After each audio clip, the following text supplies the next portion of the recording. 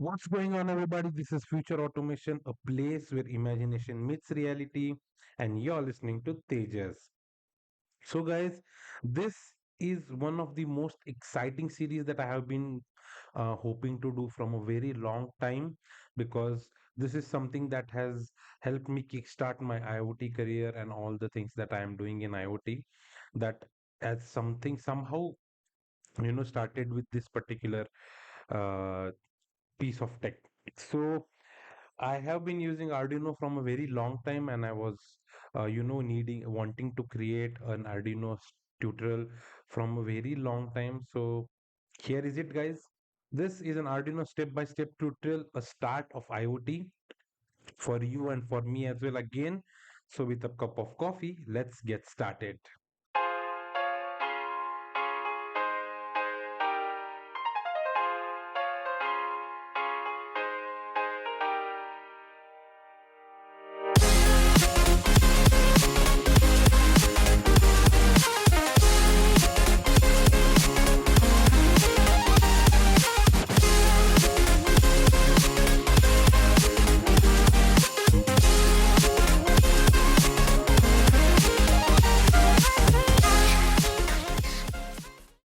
So guys, the first video will have some theoretical part because I want to give you an heads up on the fundamentals of Arduino, the way I have learned it, and I want to explain most of the things in very easiest possible way for anyone to get started. And I have had my reasons as well why we need to start with Arduino rather than most of the people might ask why not Node MCU, why not ESP32, or why not Raspberry Pi, because those are already boards that are having the ability to connect to Wi-Fi and start with an IoT projects. We are going to do that, but before that, how it all started is what we need to get from, because this is how I have learned it. And a board with more capabilities is not good if you're starting now or you are new to this. It'll always be better to start with the master who has started everything. And let's get to it. I have created a small presentation, and I have created a plan of how this series will go on. So basically, this is the plan that what is, Arduino, why we are doing using Arduino. Again, as I said, I had my reasons with that. I'll explain them. How the hardware is, how the software is, video agenda, what is the plan, and then we have one or two coding demos. We'll take it. I'll show you one or two quick projects as well by the end, and we'll close this. In the coming videos, we'll go on increasing the difficulty level with the different projects, and we are going to move on slowly towards IoT with Node MCU and ESP32 boards, and then we'll move towards harpi as well. So the upcoming videos, most probably they'll be hardware videos only, so you can expect them. In between, I'll drop off some one or the other, again software related or any other project as well, but mostly I am right now too much interested in creating some of the hardware videos. So let's get to it now. What is Arduino and what is IoT? So the reason I have combined two of them is because Arduino is kind of an isolated board. Directly, Arduino has no capability of connecting to internet. It needs an Ethernet shield if you want to do it from Arduino, or you need to use Node MCU, that is ESP8266 or ESP32 boards, or RPi as a matter of fact. But why we are using Arduino, again I'll explain you in the next slide. First, we'll go with what exactly is Arduino. So basically, it is an open source development board, which is a microcontroller based board. If you have used RPi, it is a microprocessor board, and this is a microcontroller board. Both are different. Now, this is one of the reason that we are using RPi is we are using Arduino is because it is very easy to use in terms of hardware as well as software. So in both aspects, it is very easy to use. The IDE that these guys have created is really amazing. It's really next to an awesome piece of tech or piece of code that they have done. And this is an open source board. anyone can take the design and create their own Arduino out of it. So we have Hydino, we have Arduino, we have few more other boards as well in the market, but anyone can do it. This was founded back in 2005 by these two founders, and since it is an open source, a lot of people have worked on this and a lot of people have created their own products out of it. Now, what is IoT? So any IoT device you'll take up, it is some or the other way connected to internet and sharing data to either a cloud or to a hub. Now, in today's day, it is not hard to explain what an IoT device is, since we all are some or the other way using an IoT device. If you'll take a look around in your neighborhood, somehow you will find one or the other IoT device in your car, in your phone, in your, some of them will have fridge, some of them will have TVs, some of them will have thermostats, some of them will have temperature or humidity sensors. Lot of people are having Alexa enabled devices, Google Home enabled devices. Those are IoT stuff. The simple definition of IoT is the interconnection of different devices to internet to share data to the cloud or to different IoT devices to perform one or the other objective. If you want a test scenario, imagine that you have a temperature and a humidity sensor in your home, and now what you have done is you have created a project out of it, mentioning that okay, if the temperature is above this, you turn on the fan, if the temperature is below this, you turn off the fan or AC, anything. So that is what is one of the example.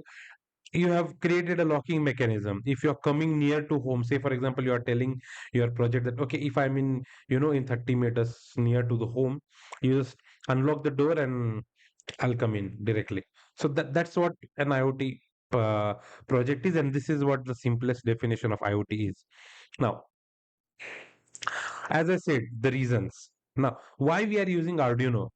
So Arduino is very easy to learn. You can write your first code in just 8 to 10 lines of code. So as you know, in most of the programming languages, we start with a hello world program. We are going to do same here as well, but it's very simple. So 8 lines of code, and this is a C++ based coding only. So those who have come from a programming background, for them it's just like waking up in the morning and learning a new programming language. That's it. But again, I'm going to take it in a very easiest manner so that anyone who is planning to buy an Arduino or a Node MCU can start working on this. Next to that, cost is one of the important factor, and Arduino is very cheap comparing to RPi. Arduino is way cheaper. So Arduino costs you around, I think in India, it's around 300 to 500, somewhere in between, based on the seller and the product that you are taking. Either it is a genuine Arduino or it is a different board. It might vary, but around, I think 300 to 500 is, I think, the cost that I have seen. The links will be in the description again. So make sure you check out the link and buy it using the link. And also for the software, the link will be in the description. You can go ahead and download it. It's free to use. Easy hardware. Now, I think Arduino is one of the most easiest hardware to understand and start working with. So with few of the simple fundamentals getting cleared, you can start working with Arduino. Next, I know that the theory is getting a bit, more, but this is very important. We need to cover up this at least till some piece of code. And the reason I'm saying is that once we'll start the demo, it'll get more clearer. And also I'll refer to this presentation in between if needed. But I think it will be way more clearer once we'll start the demo after the theory. So in the hardware part, so hardware is again very easier. If we'll check, we have on the right side here some of the digital pins. So you can see here, I'm not sure whether the visibility of the text is that great, but here they have written digital PWM, and then this side they have written power, and this side they have written analog. So if you will check here, Then you can see that there is a numbering that is coming starting from 0 to 13, and then we have few more pins here. Here also we have something from A0 to A5, and then we have few more pins. Now the reason here they have labeled everything is because each section which is labeled is performing one or the other objective. Now what is that objective? The digital pins are responsible for working with digital data. So the digital data varies from 0 or 1, nothing else. It is either 0 or it is either 1, high or low. So an LED, when you're connecting it to the digital part, it will either turn on or turn off. But similar LED, if you're connecting to an analog part, you can control the brightness of LED. So if you're coming in this section, that is analog section, this analog section is not having anything related to 0 or 1. It is varying from 0 to 255 or 225, something like that.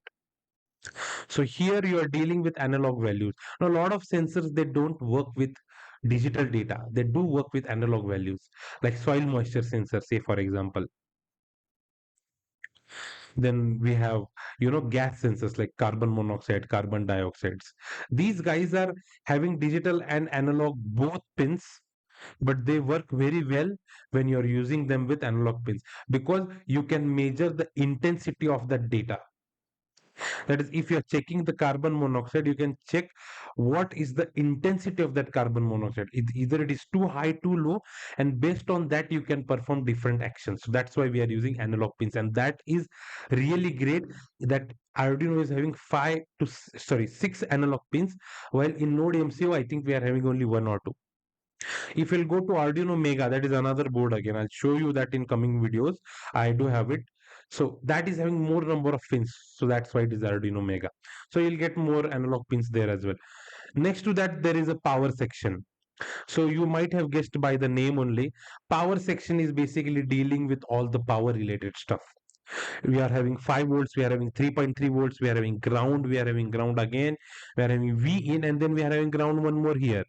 Now ARF and IORF, we are not concerned about that now.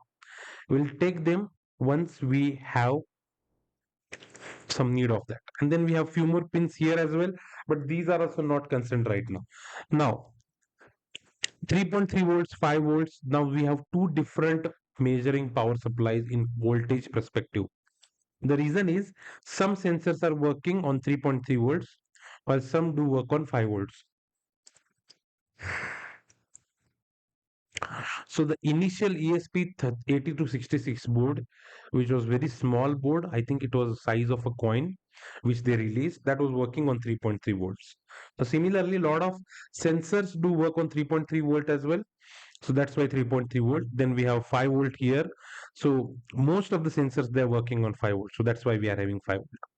Then we have two grounds, that is minus, and then we have V in.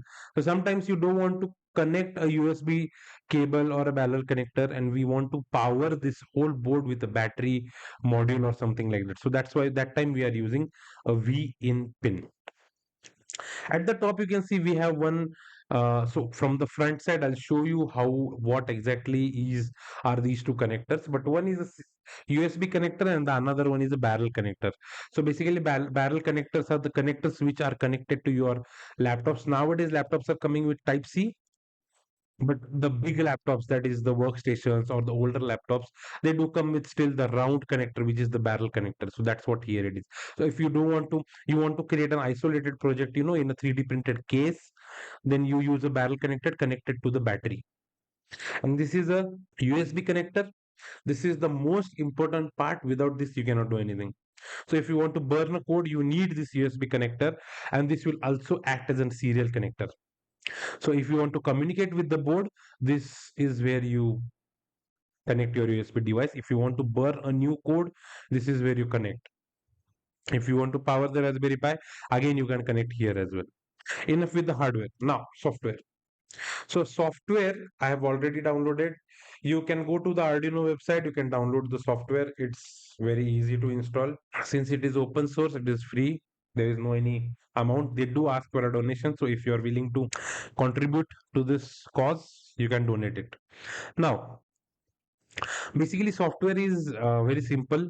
You have a code editor, main code editor in between. Then you have an output window. We have a login here with the Arduino Cloud. We have some of the options here as well. We are not concerned with them as of now. But one thing I want to show you, that is the library manager. So in lot of sensors, they do need different libraries to work and to use their functionality. So that libraries are added here. You can see that Arduino has recently started the Arduino Cloud as well. So the Arduino Cloud is having its own library again here. We have a JSON library to work with JSON data. So when you install library, you get different examples as well of for that library related code.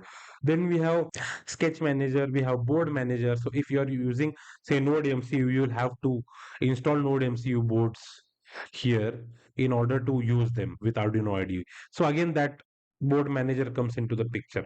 So these are the menus. We have search and debug as well here, and then sketch manager as well. But these are not something that we are going to use a lot.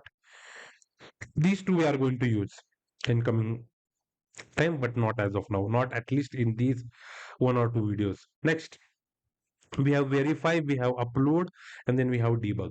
These three are something that are compile up, then run, and then debug. So compile, what it will do, it will check your code. If you have written anything wrong, it will give you an error that okay, this dude, this thing is wrong. And next to that, the upload part will upload or burn whole code into the microcontroller. So you have to wait until it's done, and once it is done, the code is running in a continuous loop. Now, how is that? I'll explain you in a minute. Next to that, we have at the top few of the things, that is file. So basically, it works similar to most of the other file menus, creating new sketch, opening existing sketch. So here, the file or the code that we are saving, opening, we are calling it as a sketch. That's why I'm calling it as a sketch.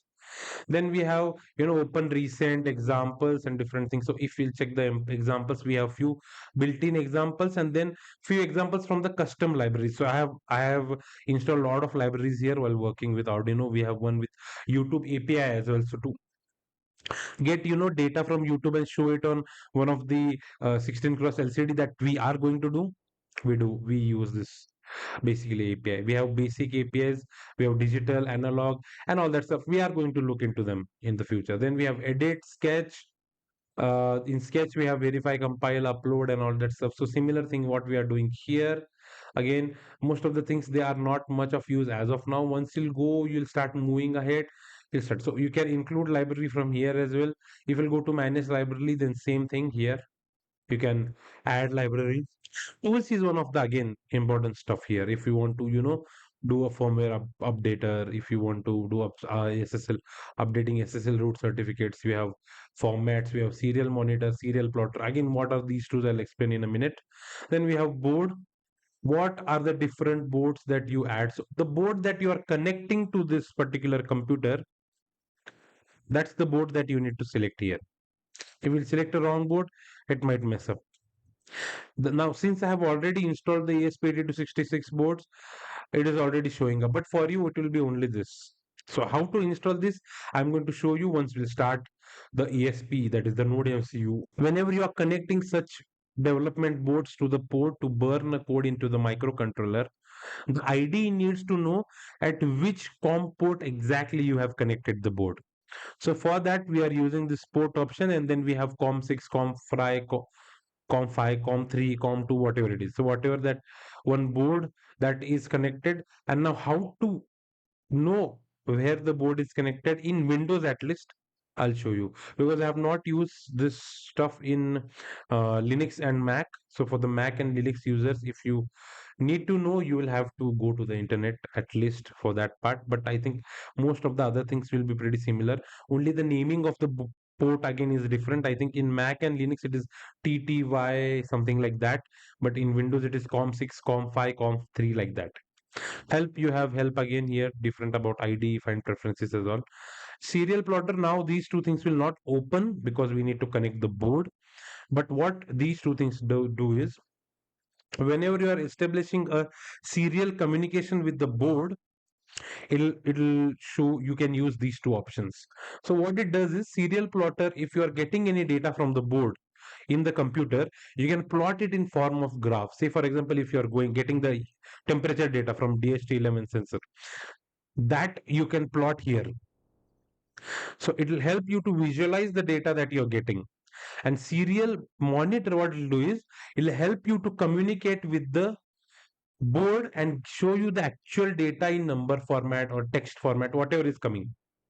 So plotter can only plot the data which is number related, but serial monitor can show you the actual data that is coming in or going out to the board. So you can communicate with the board, send it some data as well. So that's what it is. Now we are done with the software part. Let's move to next video agenda. So the video agenda is again pretty simple. We are going to get to the basic setups. That is just what you need to do. I'll give you a quick heads up in that. Then we have this wide setup, wide loop, pin mode, digital write, digital read, delay, and probably we'll try to cover serial monitor. I don't want to make this video full long, or if not, then most probably I'll cover it in the next video, because serial monitor is a whole another topic to deal with. But these three things are quite important, at least for us in this video. Once I'll explain you what delay is, we are going to move towards the demo part, and we are going to do a quick coding and then LED blinking and all that stuff. And then we are going to come back, and then based on the time, I'll decide whether we need to get the serial monitor or we need to take it in the next video. Yeah, next, moving on. Now, again, the reason I have taken only these five groups is because there is a lot of things to explore. We have a normal, coding tutorial like creating functions and all that, but that we can cover later on as well. That is not required right now. What is required right now is to get you started with working on Arduino. If you sit learning about that functions and loops, it will take too much time because we are not in need of those things right now. So these are the fundamentals of this language, working with Arduino. Void setup and loop, pin mode, digital read write and delay, and serial communication. Now, the basic setup is pretty simple. You download the software, you buy the hardware, you install the software, and that's it. In software, they'll ask you to install a driver. It'll do it by itself. You just make sure you hit the S button and not the no button. So make sure you do that, or you'll not be able to communicate with the board. Now, let's start with the void functions. Now, going back to the ID, you can see here itself that the void setup and void loop, any new sketch, if you click here, file and new sketch, then it will open something like this. I'll close this then. Don't save. Okay. So you can see here, any new sketch that you'll open, it'll show you void setup and void loop. Why is that? Because these two block of codes are the building block of any code that you are creating. Without these two things, it will not work. So these two things are representing something. Although they have already added comment, but with the test cases, you'll easily understand what exactly it is. Now, what is void setup? Void setup is a block of code that is going to be executed only once. Initializing variables, initializing serial communications, adding baud rates, such kind of things are taken care in void setup. Setting up the pin modes, these things are taken care in void setup because we need them to be executed only once. But then what is the work of void loop? So the business logic, the main logic that you need to run repetitively, that is being added in the void loop. Blinking of LED, how does that work? Void loop. Measuring the distance using ultrasonic sensor, sending the echo, reading the echo, how does that work? Void loop. So the repetitive code, that is the main business logic that you need to implement, that is taken care by void loop. That's it. That's what it is here. Next to that, and again, I'll share this PPT somehow, and I'll give the link in the description. So make sure you check the description as well. In that case, now pin mode. So what is pin mode? Now, going back to the design of the hardware. Now, this is the particular microcontroller that is the brain of this whole board. Now, this microcontroller needs to know that the pin that you are working with, whether it is an output pin or an input pin, whether it is supplying the high voltage or it is getting the data from the sensor. So if you want to blink an LED, say for example at this pin number 13, this pin number 13 is going to output an voltage to the LED. So it is going to work as an output. So the pin mode here will be basically high. That is output. Sorry, that will be output. Now, if you are, say for example, there is a sensor called PIR sensor, that is passive infrared sensor. It detects the human thermals and will give you an output, that is active high signal. So at that time, you are reading the sensor value. So it'll act as an input, data, input sensor. So that's why if say for example, I'm writing here pin mode, and what we are going to do is again, if you want to say for example use the pin that you are supposed to use in pin mode, a lot of times, like we have to do it sometimes, if you are initiating a led pin. So in led pin, which will be, I'll be connecting the led at pin number 13. So as I said, that in void setup you write the variable initializations as well. So here, now the syntax, if you'll see here, you can see that the pin number and the value, that is the mode, whether it is an output or input. So instead of number here, now what I'll do is I'll add here the variable that I have created, for which I have assigned the pin number. And then for the mode, what we'll do is we'll treat it as an output. So we are going to connect an LED here. Now if I want to treat it as an input sensor, then what we'll do is we'll put as an input. Now tomorrow, if I want to change the pin, what I can do is I can simply change the value of the default variable. That's it. Now, next, digital write. Now pin mode, digital write, and there is one more function which is digital read, are closely related to each other. So mostly digital write and pin mode are related because digital write is fully dependent on pin mode. Without you mentioning that whether the pin is output or input, this things this thing is going to mess up. Now that we have, you know declared the pin number 13 as output, what we are going to do is we are going to use the digital write. So what is the job of the digital write is, to that particular pin which you are mentioning, what is the output voltage that you need to pass. Now in digital pins, as I explained, it will only understand 0 or 1. It will only understand 0 voltage or 5 voltage. It will not understand anything else. So that's the representation as high or low. Whenever you are using high, it will give you the 5 voltage up. Whenever you are doing it low, it will give you 0 voltage. Now, one more thing I want to mention, for the people who are already aware of this all logic, I'll put up the timestamps below. Make sure you directly move to the demo part. You don't have to check this whole thing out. Now, so we are going to use that. Now digital write we can use either in void setup or in void loop. In void setup it will work only once. In void loop it will work continuously. So digital write,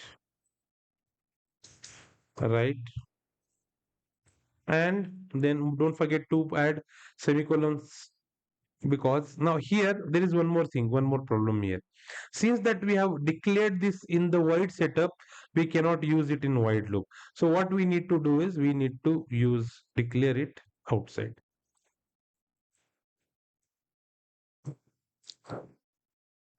So let me add it outside, and now we can use it. So LED, that is the pin, and then the state high. So now if you are using high, it will send an active 5 volt signal here. And if you are doing it a low, I'll just copy this whole thing again and I'll just add low here. That's it. So it is high and then low. High is the LED will start glowing. Low is the LED will stop glowing. Now there is another function that is analog, but that we are not going to do take care in this video. We are going to move to the analog functions in the next video. For this, we are only dealing with the digital part. Now digital read. So most of you might have already guessed what exactly is the work of digital read. It will read the current state of that particular pin which you are mentioning. Say for example, now since we have given the digital write value for 13 number pin as low, if I am creating a variable here int val and then reading the value, that is val is equal to digital read, and then I'm going passing the LED here, and then if you will check the value that is in serial monitor, again I'll show you that as well in coming videos, but if you'll check that, it will show you as 0. But if I were to remove this part and if I were to keep it, it would have shown you as I. In value form, of course, that is 1. But the basic idea is the same. Next is delay. Now this is really very important because this you are going to use a lot. Delay will pause your flow of the function for the particular time that you have mentioned in the function, in that delay function. So say for example, if we are directly writing here like this, so I am low, the code basically will be so fast that you'll not even understand whether the LED is blinking or not. That's what the problem is. So to get a visualization of that, what we do is we create a function, we use the function called delay, and we'll add here milliseconds. So basically 1000 millisecond is 1 second, 2000 is 2 seconds. So what it'll do is it will pause the flow of your function, that is the loop, while loop, for the specific amount of time, that is 2 seconds for this particular code, and you'll be able to visualize the flow in that perspective. So that is what this is, delay. So this is something that a lot of people use a lot, even I do use a lot. And that's it. Serial communication we are going to take care later. First we'll check the actual video. I know you guys might have become a bit bored now, so let's move to the code demo and let's blink some LEDs. Okay, guys. So let's check out the actual Arduino board and then look at the coding demos as well. So this is how the board is. You can see here it's pretty small, and compared to even my hand, you can check how small it is. And it's really awesome and very powerful compared to the size that it is. And if you'll go to the Node MCU and the ESP boards, they are even smaller than this. I think the Node MCU will be almost 60% of what the Arduino is, and the ESP32 as well. So we'll start with the connectors. Now, as I said that I'll show you the connectors from the front. So you can see that this is the barrel connector and this is the USB connector that we use to burn the code, and this is how the cable is. The cable will go in here and you can burn the code here. So this is the board, and here you can see that this side, let me get it to the brighter side. You can see here, this is the digital pins from 0 to 13, and this side we have analog pins from 0 to 5 and the power pins. So this is not exactly the Arduino board, it is the copy of Arduino, that is Arduino, and but the basic structure will be same for both. And I'll leave the actual Arduino link in the description so that you can see if you can buy it, and you can use it and start learning with it. But the basic idea is same. We have an Atmega microcontroller here, we have digital pins, we have analog pins, we have power, and we have different connectors. Now let's connect this Arduino to the board and to the computer and see how it works. So you can see that once you connect the board, the light here, that is the LED, has blinked up here and is showing the on LED as well in the green color. So that's the sign that okay, this thing is pretty fine and it's working. Now the first code that we are going to try out will be without using anything else other than the board, because there is an inbuilt LED in this board that will give you a quick heads up on whether the simple basic code is working or not. So let me just try to decrease the brightness of my light here. Okay, so this much is fine. I'll keep the board here and zoom in a little bit. Okay, so we are going to use the same code that we have written here. So the LED high and low. Now, since you can see that I have connected the board, but we need to select the board. Now, if we'll go in tools, now there is a direct option here as well. You can select the board here as well. But I need to give you that idea from the boards manager as well. So you go here and you select Arduino Uno. Even though this is Arduino Arduino, but basically it will be treated as Arduino only. And from port you can select the COM3. So usually for different machines, there will, once the COM port is selected, it will be usually a fixed one, even though you are not connecting it in the earlier part. But yeah, that's what it is. Now here you can see that we have a verify option, and you can click on this verify, and you can see that it is compiling the sketch. Once it compiles the sketch, it will check if there are any errors or not. If not, it will give you done compiling and it will be successful. And now once you'll upload the sketch, you can pay attention to the board as well. It will blink, and see, you can see that this LED is blinking here for 2 seconds, and then again turning on, turning off. If you'll pay attention at the code, what we have written is first it will be high and then it will be low for 2 seconds. So this thing is particularly running in loop now. So this is the part that is taken care by wide loop, and the first part, that is the output pin mode and the with this initialization of variables and all, it will be taken by either wide setup or outside of wide loop. So this is the hello world code that we were supposed to write. And since while the explanation only, I wrote the code because that's what I wanted to show you, how easy it is to work with Arduino. And if you check the actual lines, then you can see 1, 2, 3, 4, 5, 6, 7, 8, 9, 10. As I said, 8 to 10 lines of code, and you can get started with it. So this is it, guys. This is how you start working with Arduino. And probably this video has gone up to 30 plus seconds. So we are going to stop it here only. The next video will be related to serial communication, related to different sensors coming in, and we are going to check one by one sensor in one video. So next video will take care of serial communication. Next to that will be, as a project, we'll be building a small LED project in the next video. Next to that, what we'll be doing is we'll be taking in PIR sensors, we'll be taking in ultrasonic sensor, we'll be taking in the soil moisture sensor, some analog sensors as well, and we'll be creating one by one video with Arduino. And once we are clear with the fundamentals and using the basic sensors with Arduino, we are good to go with the Node MCU as well. So next 3 to 4 videos we'll keep on doing with the same thing with the sensors, and once we are done, we'll go with the Node MCU.